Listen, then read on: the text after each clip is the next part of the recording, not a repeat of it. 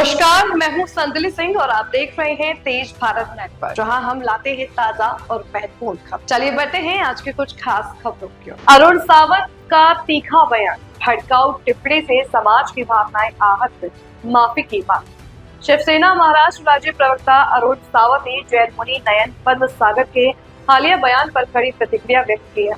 उन्होंने कहा कि यह बयान केवल प्रसिद्धि पाने और कुछ वर्गों को खुश करने के उद्देश्य से जानबूझकर दिया गया प्रतीत होता है।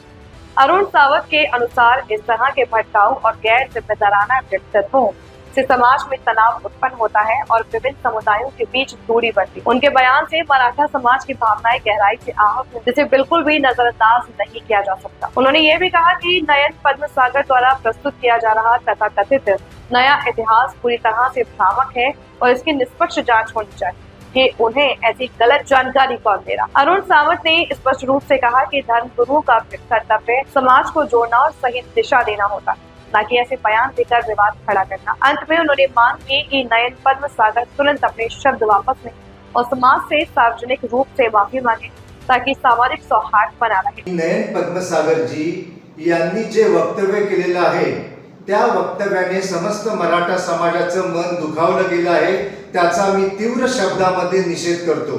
महाराणी ताराराणी या मराठा समाजाच्या राणी होत्या आणि राजाराम महाराज यांच्या त्या पत्नी होत्या।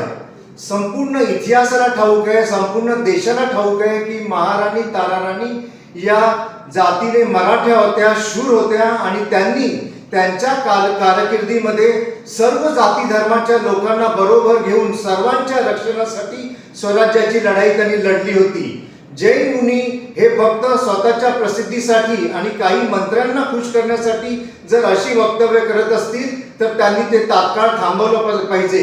कदाचित त्यांची स्लिप ऑफ टंग झाली असेल। ते असं सुद्धा म्हणाले की मराठी भाषेचे सच्चे आम्ही आहोत, मराठी भाषेची निर्मिती जैन मुनींनी केली, ही सर्व वक्तव्य चुकीची आहेत। तेव्हा त्यांनी मराठी जैन यांच्यामध्ये वाद निर्माण होईल अशी वक्तव्य करणं टाळावेत, हेच मी त्यांना हात जोडून सांगेन। यह थी आज की मुख्य खबर तेज भारत नेटवर्क के साथ। अगर आपको वीडियो पसंद आई हो तो उसे लाइक करें, कमेंट करें, शेयर करें। धन्यवाद।